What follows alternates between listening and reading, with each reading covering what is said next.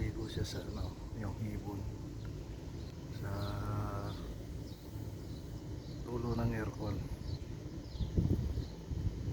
Palagi siyang nandyan.